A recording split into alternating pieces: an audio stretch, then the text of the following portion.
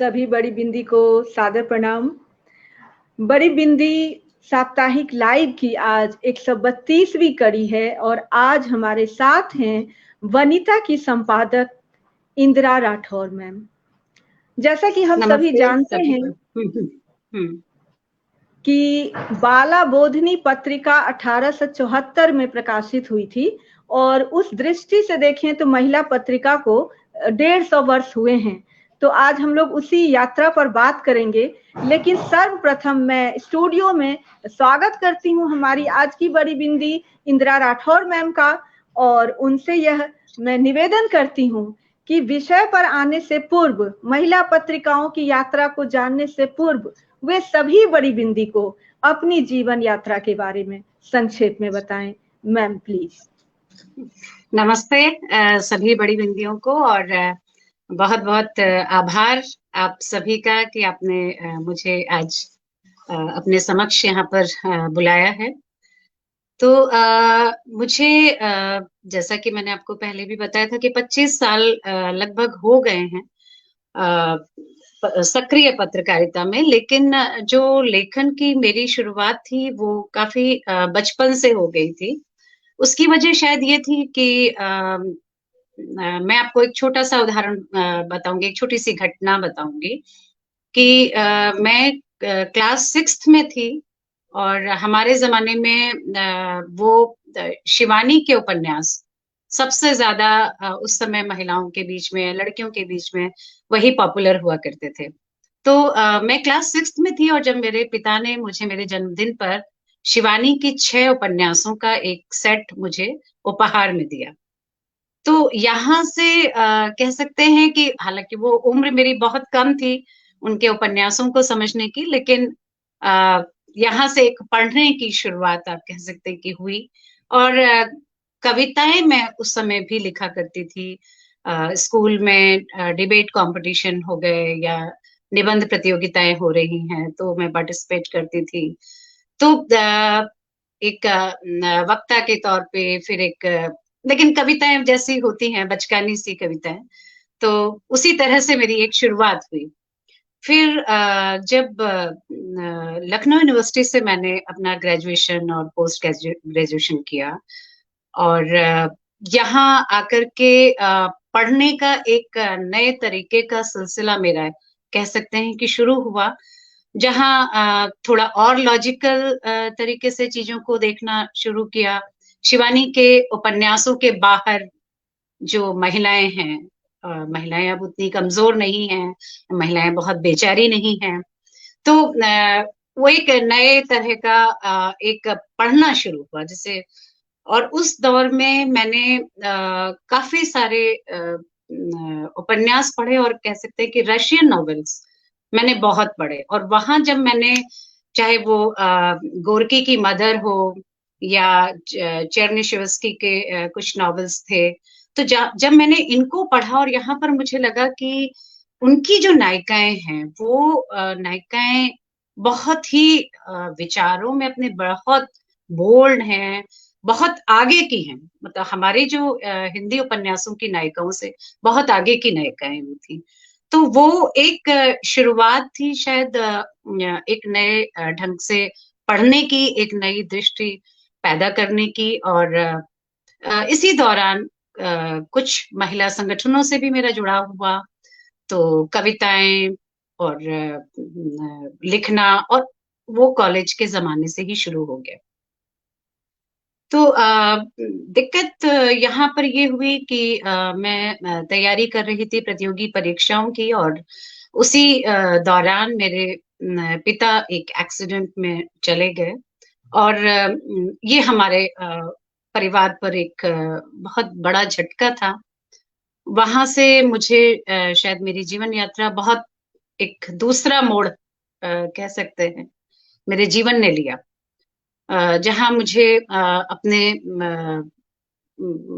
पढ़ाई करते हुए कुछ आजीविका के बारे में भी सोचना था, और बहुत सारी और परिवार को भी संभालना था। तो ये एक नया दौर था मेरे जीवन का, एक नए तरह की जिम्मेदारी थी।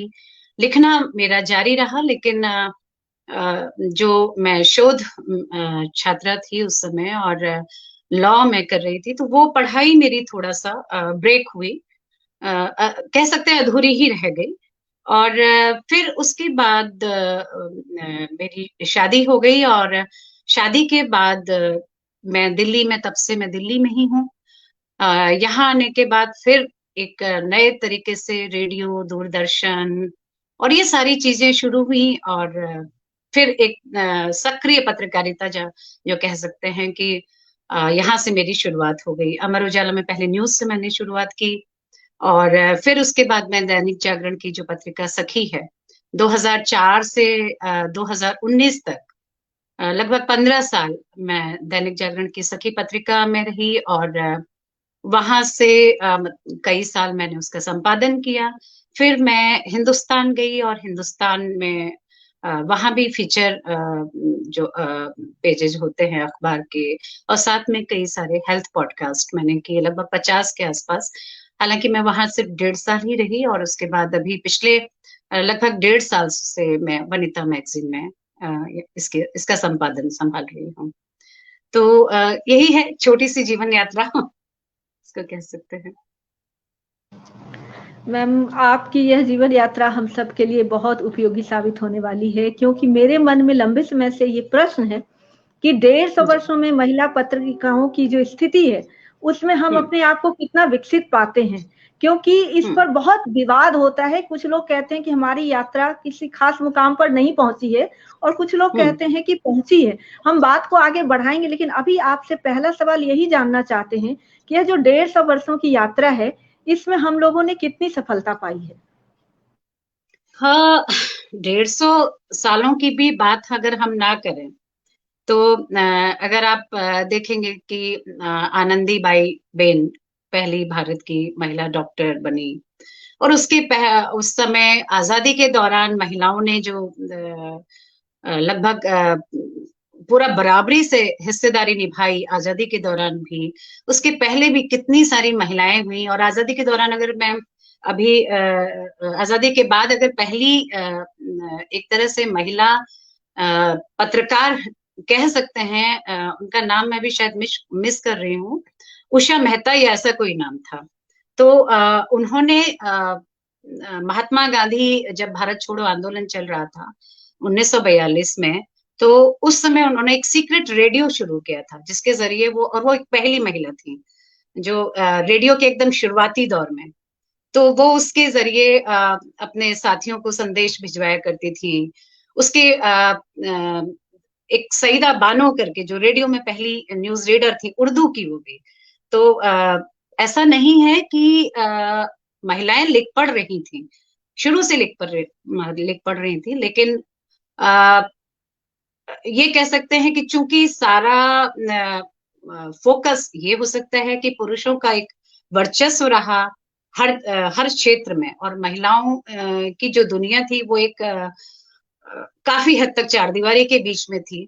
तो ये एक वजह रही कि बहुत सारे बैरियर्स जो हैं महिला पत्रिकाओं के सामने वो शुरू से आते रहे और अभी भी आ रहे हैं। अगर मैं आज से अगर 30-35 साल पहले सिर्फ जाऊं, तो अपनी माँ के दौर में, तो उस समय ज्यादातर महिलाएं हाउसवाइफ्स थी। बहुत कम महिलाएं उस समय प्रोफेशंस में आ रही थी। आप कहें कि टीचिंग के दौर में टीचिंग में थी या नर्सिंग में थी।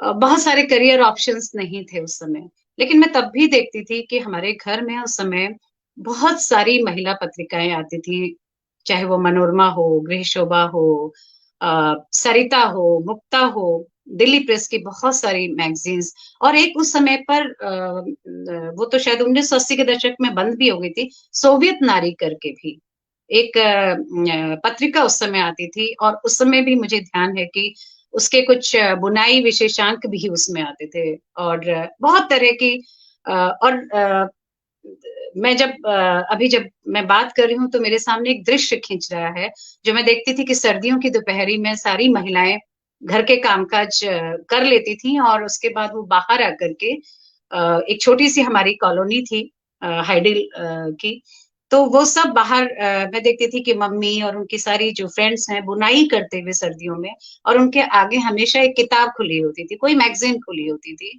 चाहे वो सरिता मुक्ता जो भी महिला पत्रिकाएं थी उस समय खुली होती थी। उनके कुछ निटिंग विशेषांक आते थे या उनके कुछ कढ़ाई वगैरह को लेकर आते थे, वो लोग आपस में उसको डिस्कस करते थे, बात करते थे और साथ में, लेकिन वो एक पढ़ने की जो परंपरा थी वो बदस्तूर कायम थी, जो कि अ, अभी के दौर में थोड़ा सा कम हो गई है महिलाओं के बीच में, और उसकी बहुत सारी वजह हो सकती हैं। तो ये एक दौर तो बहुत लंबा रहा है महिला लेखन का भी, महिलाएं पढ़ती भी रही हैं। उस दौर में भी जब स्कूल कॉलेज नहीं थे तब भी वो लिखती थी।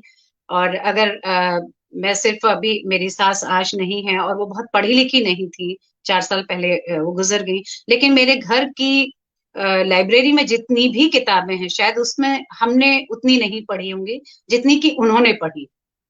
तो कैसे उन्होंने सीखा होगा, उन पत्रिकाओं को पढ़ करके वो उस पर चर्चा करती थी, और सारी रामायण महाभारत और उस सब की, रामायण की उनको चौपाइयां सारी उनको याद होती थी, उसको उनके श्लोक वो सुनाती थी, उसके पूरे मर्म हम लोगों को समझाती थी।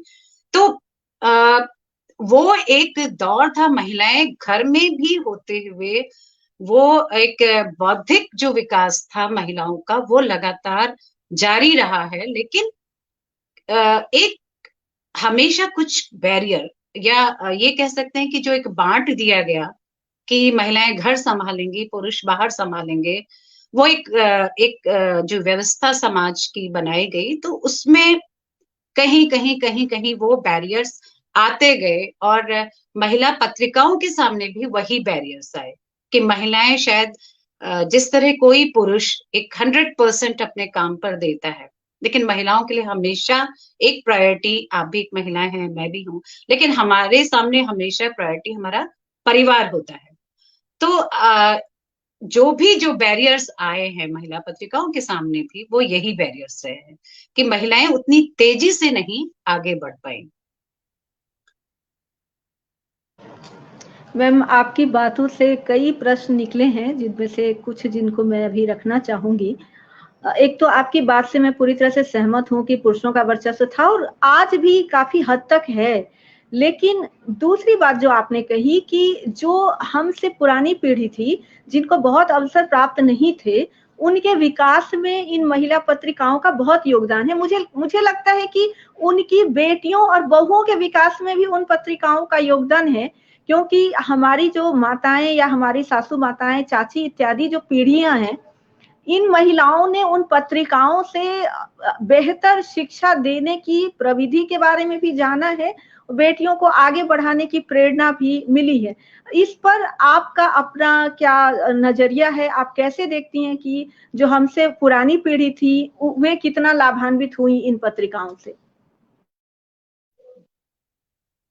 बिल्कुल, आपने एकदम सही कहा कि जैसे मैंने अभी जिक्र भी किया अपनी माँ के दौर का, फिर अपनी सास के दौर का, और ये सारी जो पीढ़ियां हैं जो कि 80 और 85 की उम्र अभी पार कर रही हैं, और उसके पहले भी उनकी भी जो माएं थी, कहीं ना कहीं उन्होंने भी अपनी बेटियों के अंदर वो बीज डाले। वो एक निरंतर चल रही है वो प्रक्रिया।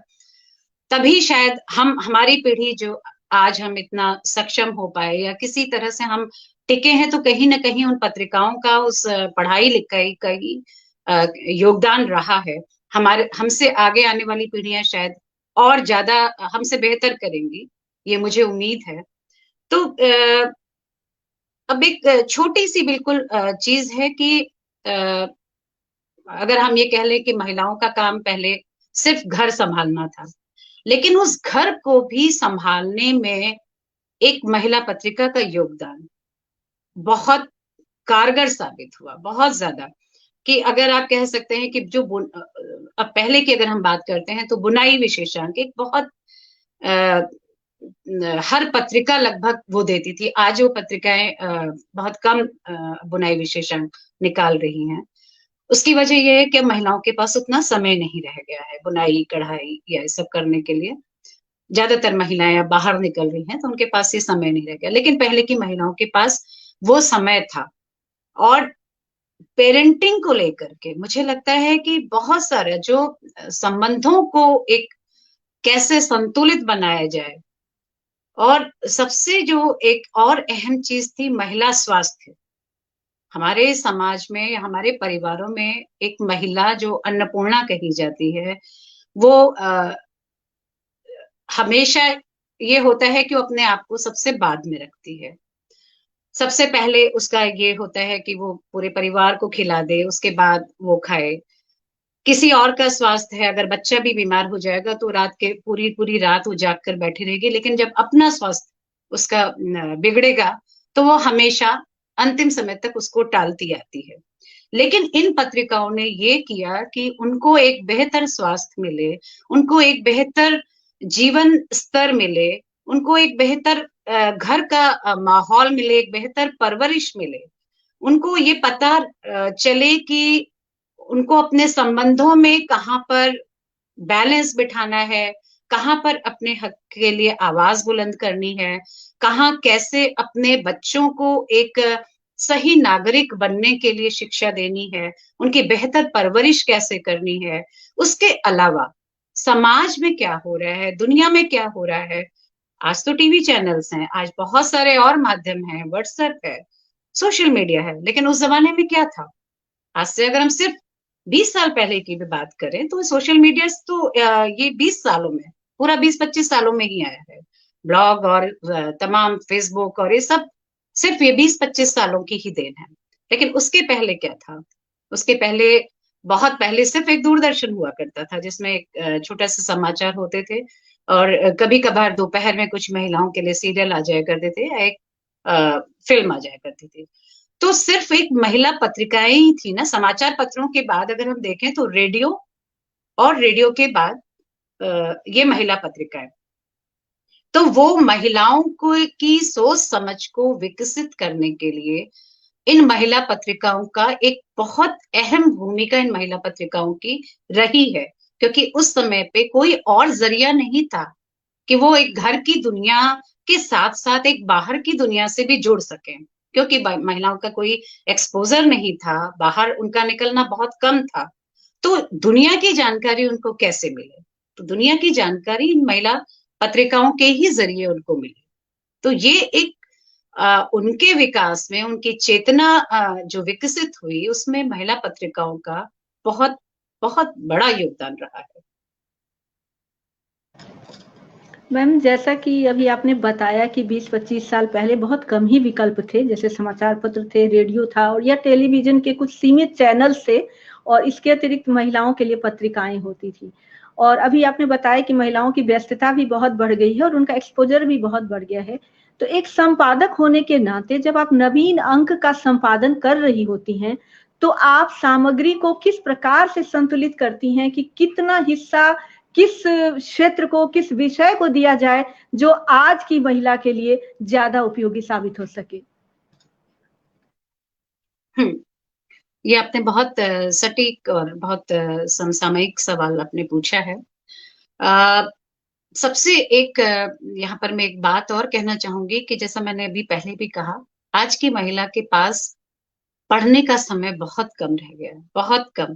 पहले महिलाएं लंबे लंबे लेख पढ़ लिया करती थी, पर आज की महिला, चाहे वो हाउसवाइफ हो चाहे वो नौकरी पेशा हो, हाउसवाइफ्स के पास भी अब उनकी जिम्मेदारियों का जो स्वरूप है वो बहुत बदल गया है। पहले वो सिर्फ बच्चों को खिलाना पिलाना, उनको स्कूल की उनका जो होमवर्क कराना या घर संभालना, खाना बना लेना, ये एक जिम्मेदारी थी। लेकिन आज जो हाउसवाइफ्स भी हैं, उनकी जिम्मेदारियां बहुत ज्यादा बढ़ गई है। और हर महिला, चूंकि वो पढ़ी लिखी है, तो वो घर में भी बैठ के कुछ ना कुछ वो कर रही है। वो घर संभालने के साथ, बच्चे संभालने के साथ बहुत कुछ कर रही है।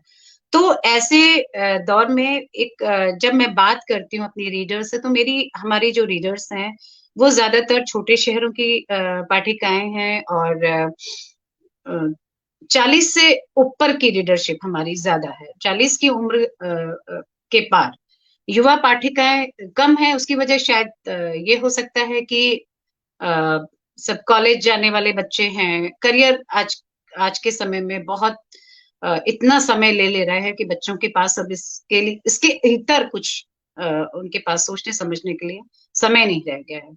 तो जब भी हम कोई अंक अपना प्लान करते हैं, तो एक तो सबसे पहले मैं ये ध्यान अब हमको ये रखना पड़ने लगा है कि बहुत लंबे जो लेख हैं, बहुत जिनमें बहुत लफाजी ना हो, बहुत हम लोग अपनी भाषा में कहते हैं बहुत राय साहबी, बहुत ज्यादा सलाह या राय देना, सलाह देना, सुझाव देना अब पाठक पसंद नहीं करते। वो चाहते हैं एकदम टू द पॉइंट बात हो, टेबुलाइड, एक कैप्सूल रीडिंग वाला समय अब आ गया है कि छोटी छोटी चीजों में, छोटे छोटे पॉइंट्स में बात कही जाए, और बात ऐसे कही जाए कि वो उनकी रोजमर्रा की जिंदगी को छू रही हो। तो जो ड्रास्टिक जो चेंज सोसाइटी में हमारे आया है, ये आप भी महसूस करती होंगी, सबसे ज्यादा जो चेंज आया है, जो हर 5 साल में एकदम तेजी से बदल रहा है, वो है रिलेशनशिप, और दूसरा है पेरेंटिंग, और तीसरा है करियर। तो ये जो 3-4 पहलू हैं एक महिला की जिंदगी के, वो उसमें हमको अब बहुत ज्यादा बदलाव करने की जरूरत महसूस हो रही है, और उसको हम कर रहे हैं। जैसे अगर हम टीनेज पेरेंटिंग की बात करें, तो टीनेज पेरेंटिंग आज से 10 साल पहले जो थी वो अब नहीं है। इवन 5 साल पहले जो थी, 2 साल पहले जो थी, वो अब नहीं है। क्योंकि आज के जो बच्चे हैं, वो एक टेक्नोलॉजी उनके एक क्लिक पर हर दुनिया उनके सामने है। तो आज की पेरेंटिंग बहुत मुश्किल हो गई, और हर महिला ये जानना चाहती है पेरेंटिंग के तौर तरीके क्या होने चाहिए, कैसे एक अपने बच्चों को वो एक सही परवरिश दे सकती हैं, उनको सही करियर के लिए उनको कैसे, उनको एक दिशा देने में एक महिला पत्रिका कामयाब हो सकती है। ये महिलाएं पढ़ना चाहती है, और हम अपने हर इशू को जो भी प्लान करते हैं उसमें हम ये ध्यान रखते हैं कि पेरेंटिंग पर बिल्कुल आज के समय का कोई एक ज्वलंत समस्या या एक बहुत सटीक तरीके से उनको हम क्या चीजें बताएं एक्सपर्ट्स की मदद से, ताकि उनके लिए वो टीनेज बच्चों की परवरिश करना थोड़ा आसान हो सके। दूसरी चीज है कि महिलाएं बहुत कुछ करना चाहती हैं, सब पढ़ी लिखी महिलाएं हैं, जरूरी नहीं कि उनको रोजगार उनके पास हो, वो घर में बैठ के बहुत कुछ करना चाहती हैं। तो वो पढ़ना चाहती हैं कि घर में रह करके क्या वो कर सकती हैं। बहुत सारे काम ऐसे हैं आज के समय में जो कि घर में बैठ के महिलाएं कर सकती हैं। तो ये भी हम लोग कोशिश करते हैं कि एक पत्रिका के जरिए उनको, छोटे शहरों की जो महिलाएं हैं, उनको किसी भी तरह का प्लेटफॉर्म हम देने में कामयाब हो सकें, देने में सक्षम हो सकें। वो अगर कुछ कर रही हैं, तो छोटे स्तर पे भी कुछ कर रही हैं, तो उनको हम एक अपने यहाँ जगह दें। ये भी हम लोग कर रहे हैं कि ताकि बाकी महिलाओं के लिए भी वो एक मिसाल कायम हो कि देखिए, एक महिला कुछ कर रही है घर में रहते हुए, अपनी उसकी जो भी सीमाएं हैं उसमें रहते हुए वो कुछ कर रही है, तो दूसरी महिला भी वैसा कर सकती है। तीसरी चीज है संबंधों को लेकर के। अब आप देख रहे होंगे कि हमारे समाज में संबंधों का, चाहे जॉइंट फैमिलीज अब बहुत कम हो गई हैं, पहले जॉइंट फैमिलीज थी, तो बच्चों की परवरिश भी बहुत सारे लोग मिलके कर लेते थे। दादी भी थी, दादा भी थे, चाचा चाची भी थे, बहुत सारे लोग। अब न्यूक्लियर फैमिलीज का समय है, महिलाएं, और न्यूक्लियर फैमिलीज में भी महिलाएं बाहर निकल रही हैं, महिलाएं बहुत जिम्मेदारियां बहुत सारी एक साथ निभा रही हैं। तो रिश्तों का जो स्वरूप है वो बहुत बदल गया है। ये कह सकते हैं कि चाहे वो घर के अंदर के रिश्ते हैं, समाज के साथ आपके रिश्ते हैं, बच्चों के साथ आपके रिश्ते हैं, आपके इन लॉज के साथ आपके रिश्ते हैं, उनका स्वरूप बहुत बदल गया है, और उनमें उनके बीच में सामंजस्य बिठाना, ये एक महिला के लिए बहुत बड़ा सवाल भी वो पैदा हो गया है।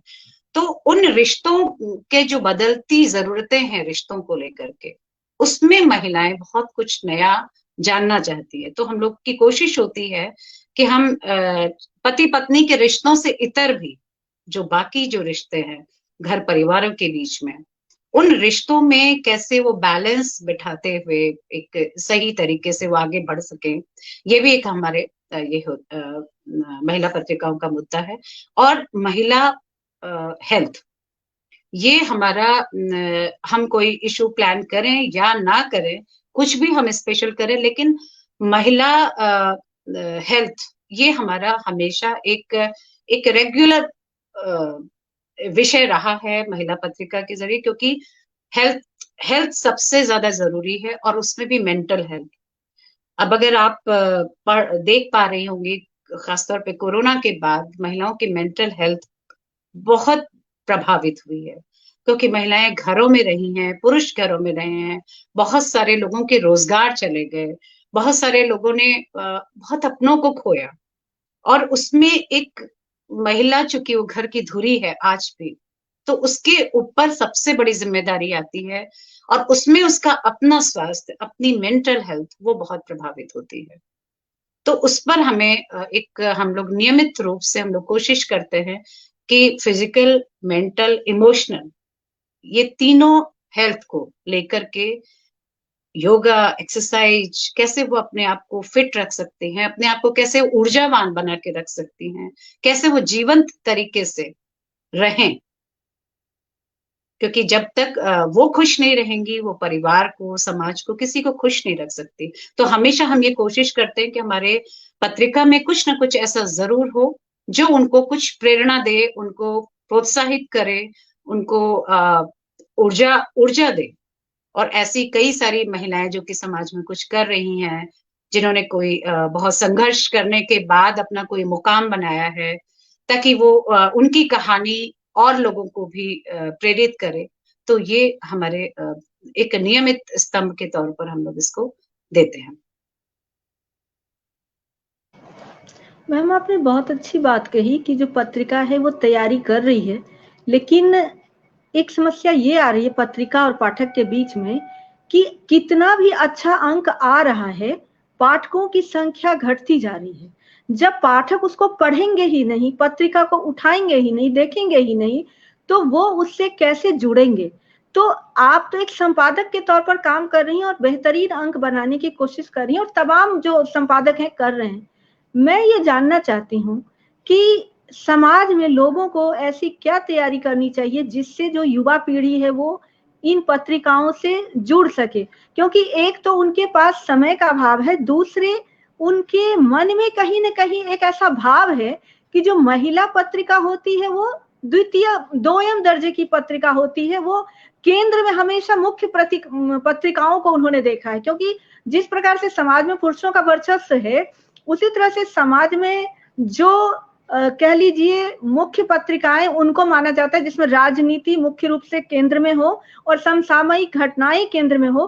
बेशक जैसे मैंने स्वयं देखा, महिला पत्रिकाओं में भी विश्व परिदृश्य इत्यादि कॉलम होते हैं और समसामयिक घटनाएं होती हैं, राजनीतिक उथल पुथल सब कुछ होता है, पर फिर भी समाज में एक ऐसी सोच लंबे समय से चली आ रही है कि वो महिला पत्रिका को सिलाई बुनाई और खाना बनाने की पत्रिका तक सीमित नजर से देखते हैं, और युवा अभी तक जुड़ नहीं पा रहे हैं, जबकि जितनी भी नवीनतम तकनीकी ज्ञान, कैरियर सलाह इत्यादि है वो सब इन अंकों में आ रहा है। तो एक सामाजिक के नाते हम लोग कैसे युवा पीढ़ी को प्रेरित करें कि वो इन पत्रिकाओं को पढ़ें।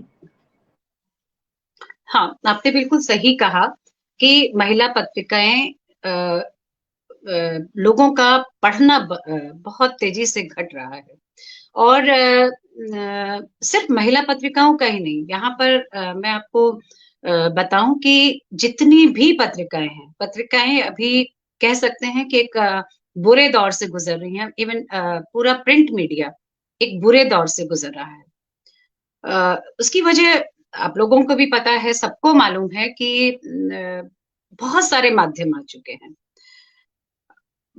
एक जमाना था कि जब समाचार पत्रों के सामने या पत्रिकाओं के सामने ये एक चुनौती बन के टीवी आया, कि टीवी पर सारे समाचार आ रहे हैं, और महिला पत्रिकाओं के सामने तो एक सबसे बड़ी सीमा होती है, क्योंकि ज्यादातर पत्रिकाएं, जैसे अगर मैं अपनी पत्रिका की बात करूं अनीता, वो एक मासिक पत्रिका है, या कुछ और पत्रिकाएं हैं जो फोर्टनाइटली आती हैं। तो जब तक अगर हम कोई घटना आधारित अगर हम कुछ भी देंगे, तो वो तब तक सब लोग पढ़ चुके होते हैं, वो तब तक लोगों का उसमें दिलचस्पी खत्म हो जाती है। तो पत्रिकाओं के सामने एक अभी के दौर में सारी ही पत्रिकाएं, चाहे वो राजनीतिक पत्रिकाएं हों, बच्चों की पत्रिकाएं, आपने देखा होगा कि धीरे धीरे हिंदुस्तान में मैं कार्यरत थी, और नंदन, हम लोग बचपन से पढ़ते आ रहे थे, नंदन कादम्बिनी जैसी पत्रिका, आप देखेंगे कि वो पत्रिकाएं बंद हो गई कोरोना के दौर में। और कोरोना से भी पहले अगर हम इसको देखें तो, और 2010 के बाद जैसे ही सोशल मीडिया और इनका जो उभार आया है, धीरे धीरे पत्रिकाओं का पढ़ना लिखना धीरे धीरे कम हुआ है, लोगों ने खरीदना कम कर दिया। और कोरोना के दौर में सबसे ज्यादा दिक्कत आई कि पत्रिकाएं पाठकों तक नहीं पहुंच पाई।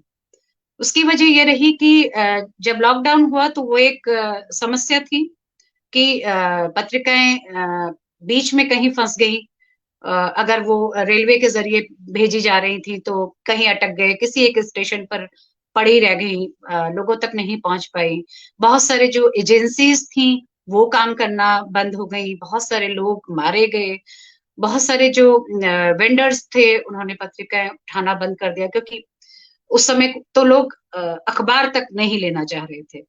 और कोरोना के बाद भी जो संकट अभी गया नहीं है, बल्कि संकट और बढ़ रहा है, उसकी दिक्कत यह है कि कागज बहुत महंगा हो गया है।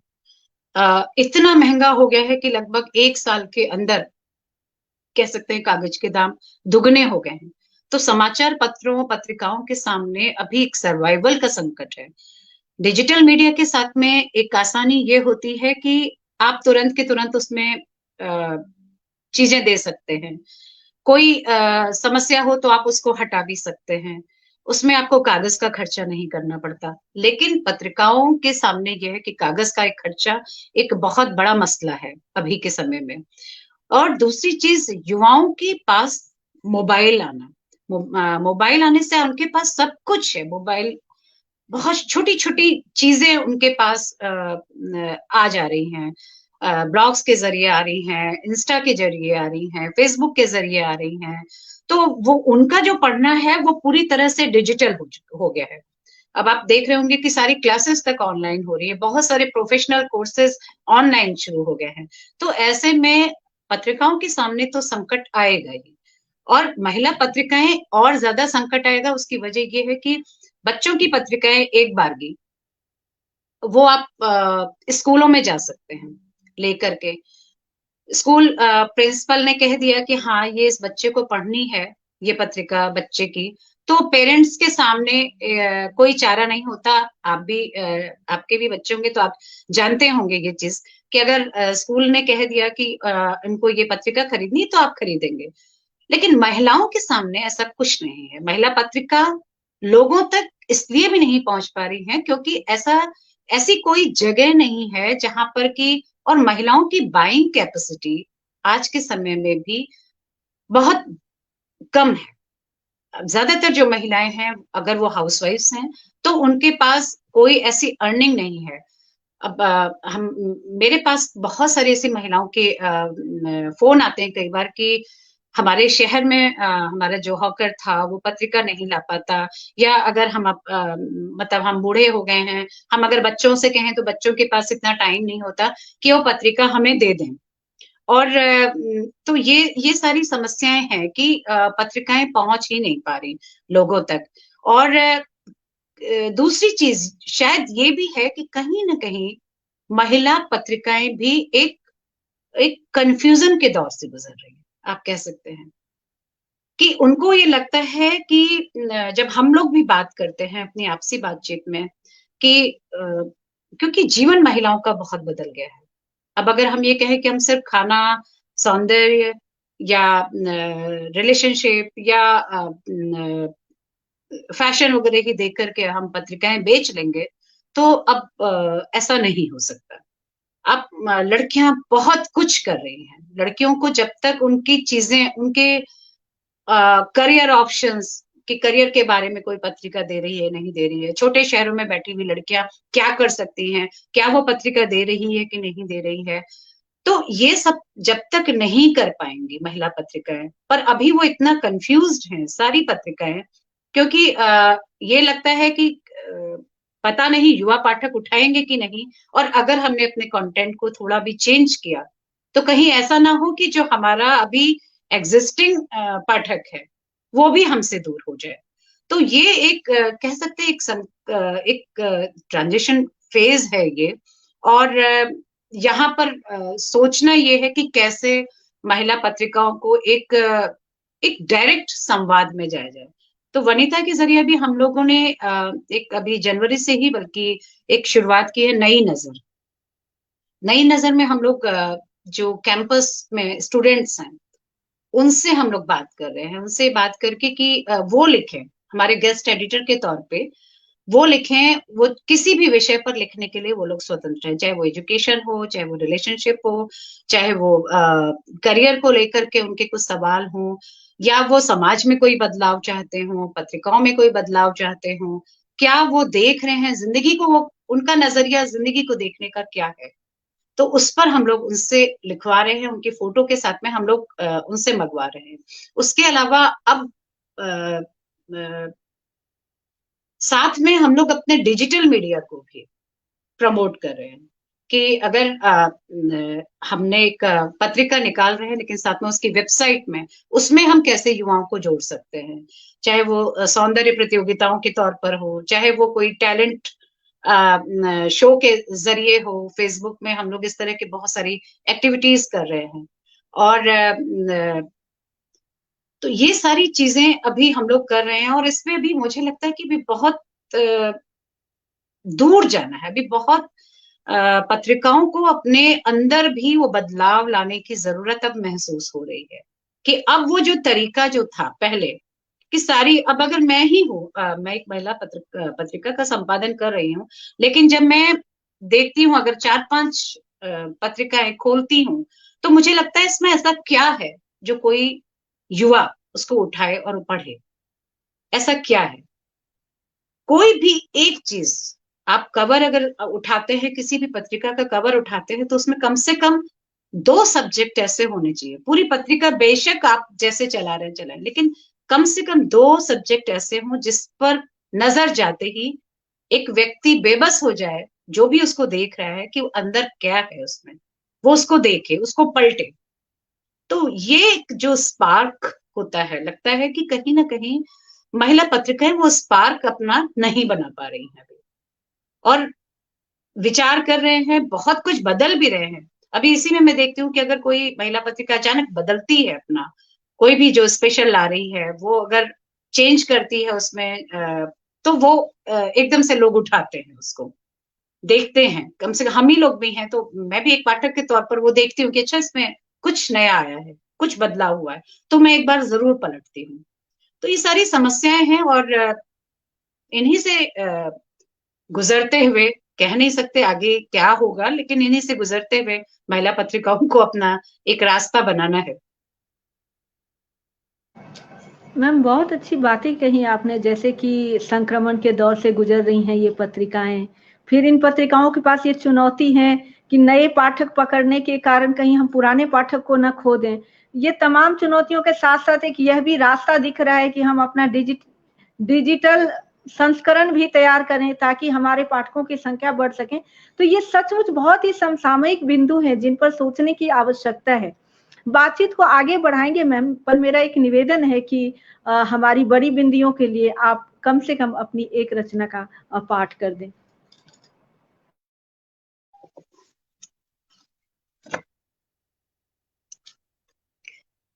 आपको सही बताऊं तो चूंकि एक पत्रिका का संपादन इतना टाइम टेकिंग होता है, और उसका जो पूरी जो प्लानिंग होती है, उसको एग्जीक्यूशन तक बहुत समय मेरा चला जाता है, तो खुद के लिए लिखना बहुत कम हो गया है। तो जो भी लिखते हो सब पत्रिका के हिसाब से लिखते हैं, लेकिन फिर भी आपने कहा है तो मैं अभी एक मेरे पास एक सिर्फ एक कविता है जो अभी हाल फिलहाल ही लिखी है और बिल्कुल रफ है, लेकिन मैं आपको सुनाती हूँ। इसका शीर्षक है पिता।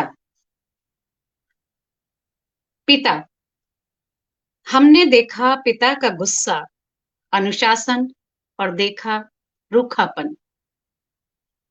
डरा देने की हद तक हमने उनके माथे के बल गिने, जो अक्सर उनके सिर के बालों से ज्यादा घने नजर आते थे। उनकी एक आंख के इशारे पर हम बिन कहे समझ जाते थे सब कुछ। उनके रौब और रुतबे के आगे नहीं ठहरती थी हमारी जिद। माँ की सीमाएं भी सिमट जाती थी जब वो सुना देते थे अपना हुक्म।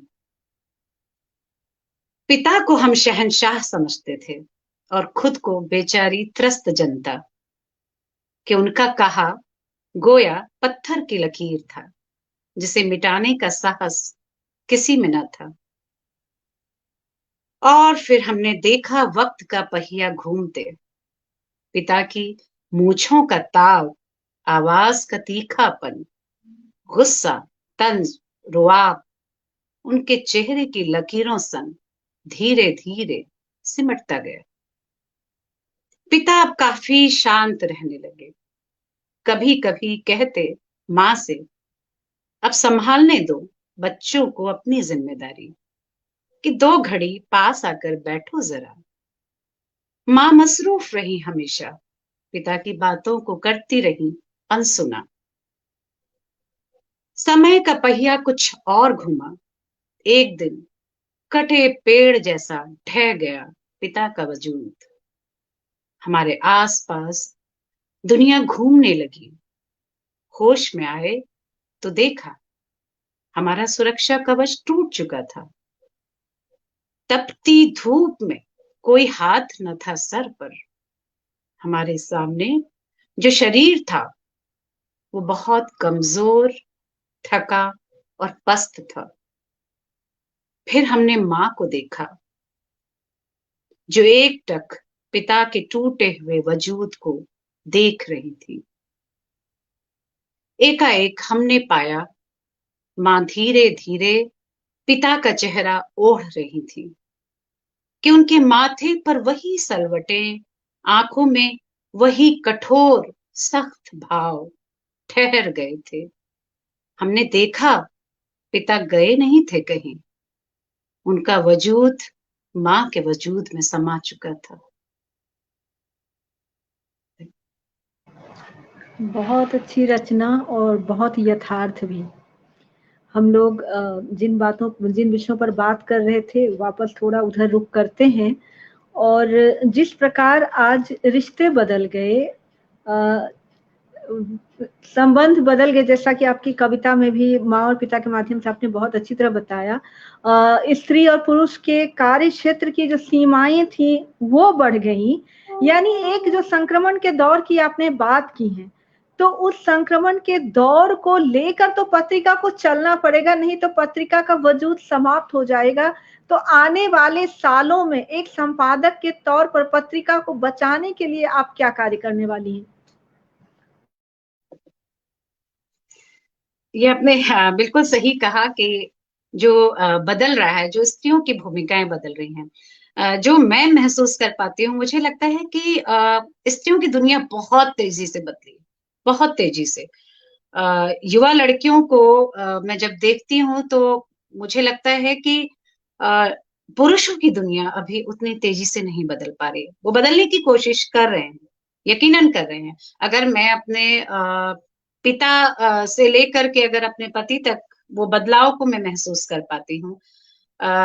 फिर मैं अपने बेटे में वो बदलाव देखती हूँ, कि मैं देखती हूँ कि वो अपने पिता से भी थोड़ा आगे जाकर वो एक करना चाहता है, एक मदद करना चाहता है, क्योंकि उसको पता है अगर वो नहीं बदला तो आगे के समय में शायद उसका अपने जीवन साथी के साथ में वो एक टकराव की गुंजाइश हमेशा बनी रहेगी। क्योंकि अब समय इतना तेजी से बदल गया है कि पहले पहले जो लड़कियां एक स्कूल में टीचर हुआ करती थी या ज्यादा से ज्यादा नर्सिंग में आ जाती थी, आज लड़कियों का जीवन लगभग वही हो गया है जो कि लड़कों का जीवन है। उनको भी घर से बाहर जाके 9-10 घंटे, 12-14 घंटे तक वो काम कर रही हैं। और अगर उसके बाद हमने ये अपेक्षा उनसे रखी कि वो घर आकर के भी उसी तरीके से जैसे कि ट्रेडिशनल परिवारों की सोच होती है कि खाना भी बनाएंगी या वो घर वालों को चाय भी पिलाएंगी, तो वो अपेक्षा अब हमें छोड़नी होगी। तो ये सारा जो बदलाव है कि कैसे घर के संबंधों में वो बदलाव, वो अपने सोच में, विचारों में, सबसे पहले तो जरूरी है कि अपने विचारों में जो पितृसत्तात्मक सोच पर खड़े हुए हमारे परिवार हैं, परिवारों का जो हमारा भी जो ढांचा है वो अभी भी वही ट्रेडिशनल ढांचा है, वो भी बदल नहीं पा रहा है। बहुत महानगरों में थोड़ा बहुत बदल रहे हैं लोग, लेकिन अभी भी वो कहीं ना कहीं वो एक सोच है कि वो एक स्त्री है तो उसकी जिम्मेदारी है घर के काम करना भी, बाहर के काम संभालना भी। लेकिन उस विचारों को अब पहले बदलना पड़ेगा। विचारों को बदलेंगे तभी वो धीरे धीरे व्यवहार में वो चीजें आएंगी।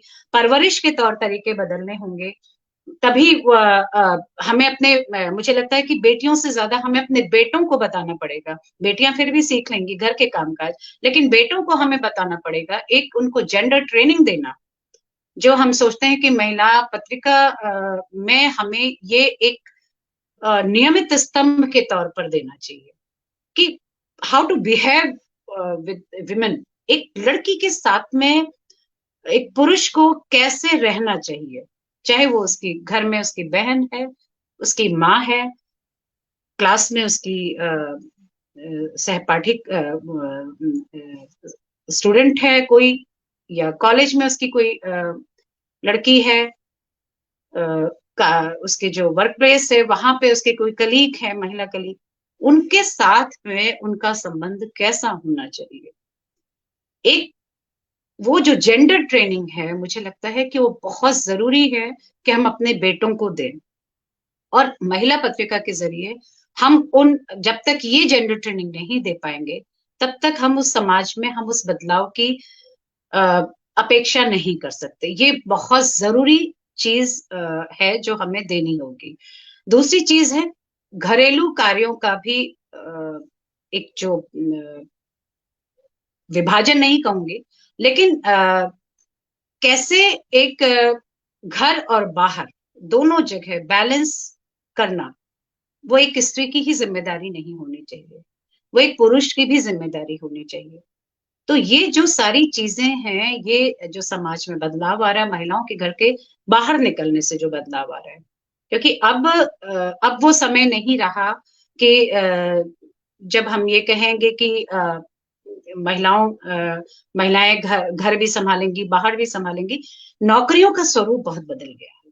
अगर 10 साल और 10 साल पहले और 10 साल आज, अगर मैं वो उस चेंज को अगर मैं महसूस कर पाती हूँ कि नौकरियों में पहले जो थोड़ा बहुत एक सॉफ्ट कॉर्नर होता था कि अच्छा ये एक महिला कर्मचारी है, अगर इसको जल्दी घर जाना है या इसका बच्चा बीमार है या बच्चे को उसको क्रैश में छोड़ के आती, तो थोड़ा उसको एक सहूलियत दे दे।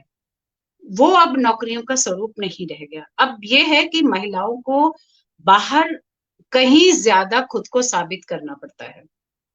घर में तो करना ही पड़ता है, एक हमेशा एक गिल्ट, अगर वो छोटे बच्चों की माएं हैं तो उनको हमेशा एक गिल्ट रहता है।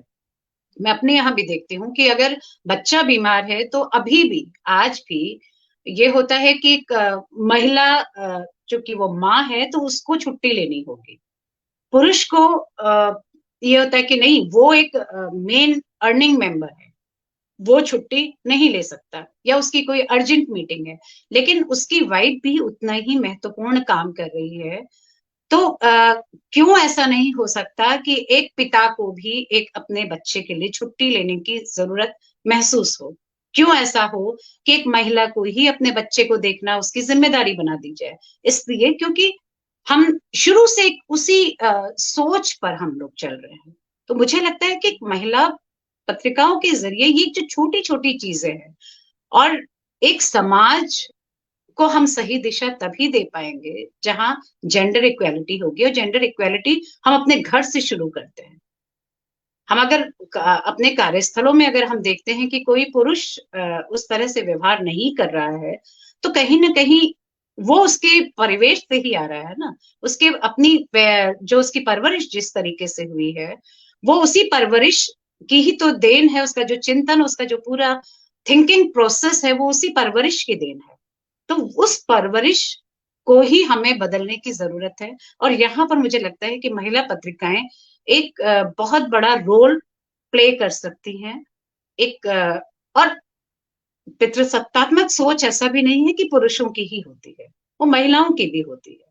कैसे एक महिला कल के दिन अगर मैं सास बनती हूँ, तो कैसे मैं अगर मेरी बहू अर्निंग मेंबर है, तो कैसे मैं उसको वो आजादी दे सकूं जो आजादी की अपेक्षा मैंने की है, या जो बदलाव मैं चाहती रही हूँ अपने जीवन में, तो वो बदलाव मैं अपनी बहू को कैसे दूं, ये मुझे सोचना होगा।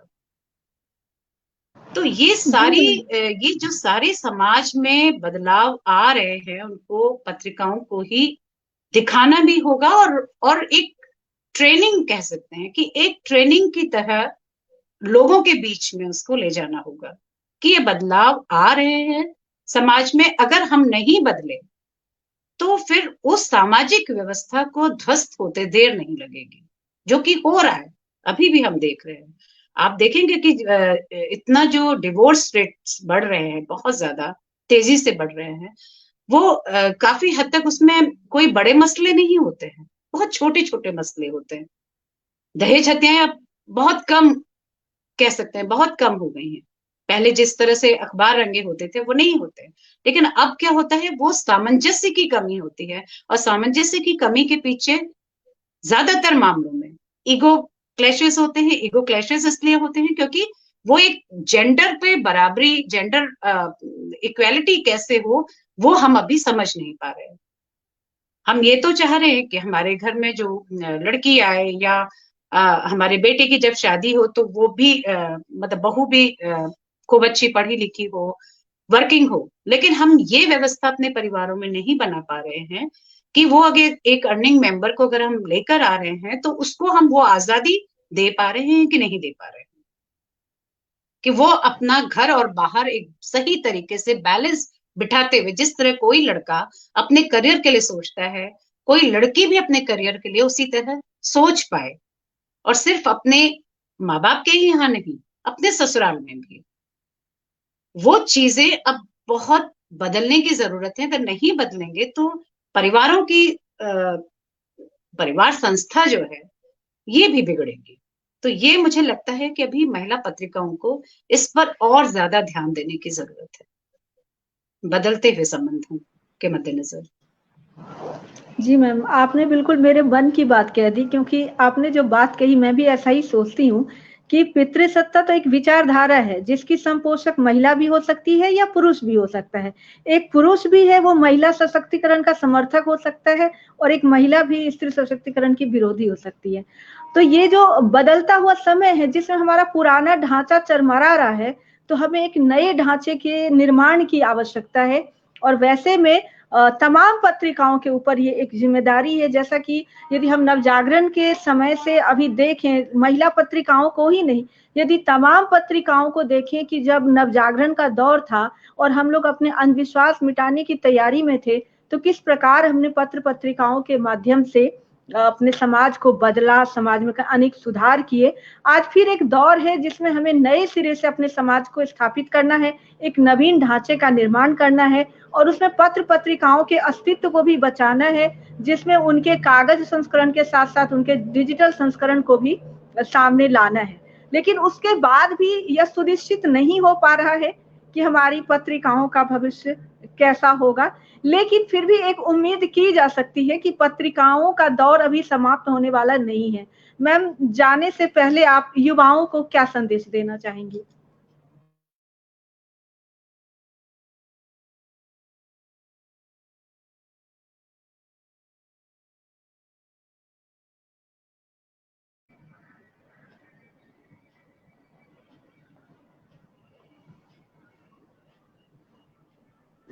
आपकी आवाज थोड़ा ब्रेक हो रही है, क्या आप अपना सवाल रिपीट करेंगे? जी मैम। मैम, आप युवाओं को क्या संदेश देना चाहेंगी?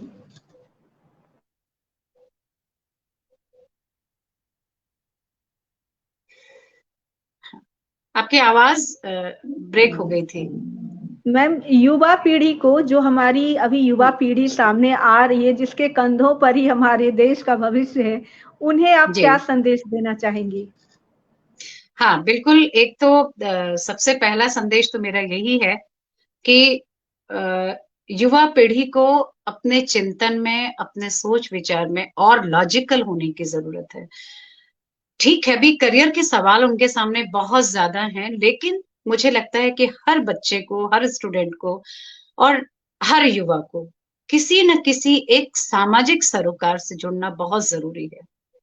क्योंकि आपका जो हम जो देख रहे हैं अभी, युवा जिस तरह से कुंठित हो जा रहे हैं, डिप्रेशन में बहुत आ रहे हैं, और उसके पीछे कहीं ना कहीं वजह यह है, एक गला काट प्रतिस्पर्धा में जो हम जी रहे हैं, एक एक रैट रेस है कि हर हर माँ बाप अपने बच्चे को इंजीनियर ही बनाना है, उनको अपने बच्चे को एमबीए ही कराना है, उनको कोचिंग दिलवाने, इतनी तरह का जो प्रेशर है, वो उस सब के बीच में तभी बच सकते हैं जबकि उनके सामने कोई और उद्देश्य भी हो।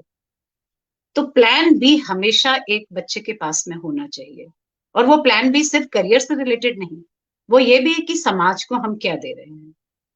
किसी न किसी सामाजिक सरोकार से जुड़ना, चाहे वो पर्यावरण के लिए जुड़ना हो, चाहे वो किसी भी तरीके के बच्चों की एजुकेशन के संबंध में जुड़ना हो, गरीबों के लिए कुछ करना हो, बेरोजगारी के लिए कुछ करना हो, कुछ भी ऐसा, अगर मुझे लगता है कि युवाओं के सामने कोई एक दूसरा भी एक शौक या एक जज्बा करियर के इतर वो होगा, और वही एक चीज है जो कि उनको बहुत बुरे बुरे माहौल में, बहुत बुरी स्थितियों में भी वो उनको बचा ले जाएगी।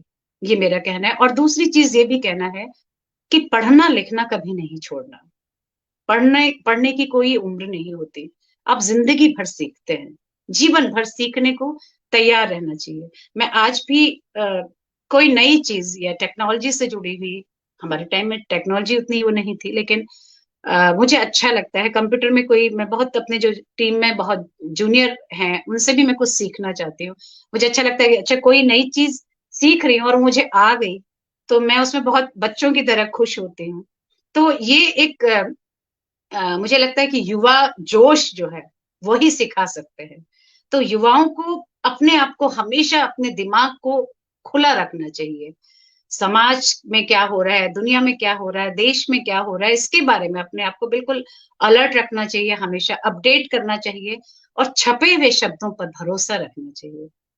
क्योंकि बहुत कुछ है हमारे सामने जो हमारे एक क्लिक पर आ रहा है, बहुत तरह की भ्रांतियां भी आ रही हैं, इतने सारे मीडियम्स हो गए हैं सूचनाओं के कि सही उसमें क्या है उसको परखना।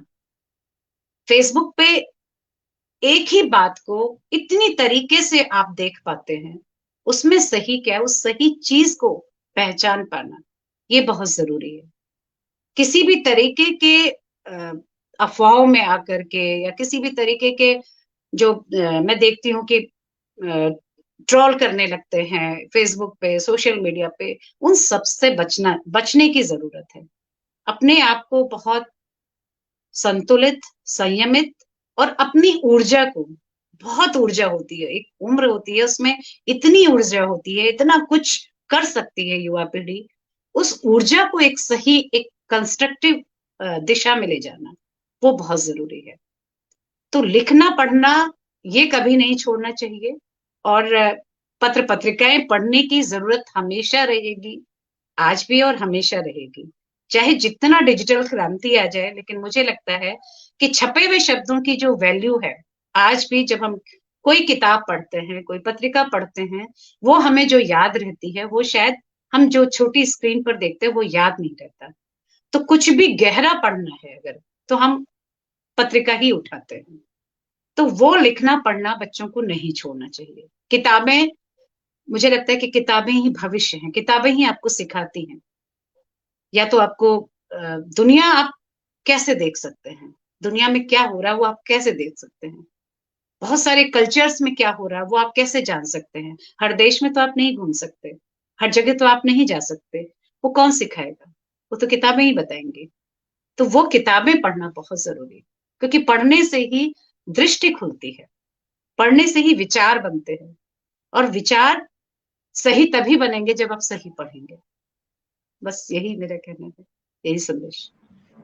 बहुत बहुत धन्यवाद और आभार मैम कि आपने बड़ी बिंदी के आमंत्रण को स्वीकार किया, स्टूडियो में आकर हमारे साथ इतनी अच्छी बातचीत की, इतनी जानकारी हम लोगों को दी, तो हम लोग बहुत बहुत आभारी हैं। और इसके साथ ही सभी बड़ी बिंदियों को याद दिला दूं कि बाय मी अ कॉफ़ी के लिंक पर जाकर कम से कम एक और अधिक से अधिक जितनी भी आप चाहें कॉफ़ी अवश्य खरीदें और बड़ी बिंदी को सहयोग करें। अगले रविवार मिलेंगे फिर एक और बड़ी बिंदी के साथ, तब तक के लिए प्रणाम। बहुत बहुत आपका भी धन्यवाद, सभी बड़ी बिंदियों का बहुत बहुत धन्यवाद। आप लोगों ने मुझे बुलाया और मुझे बहुत अच्छा लगा बातचीत करते हुए। आभार।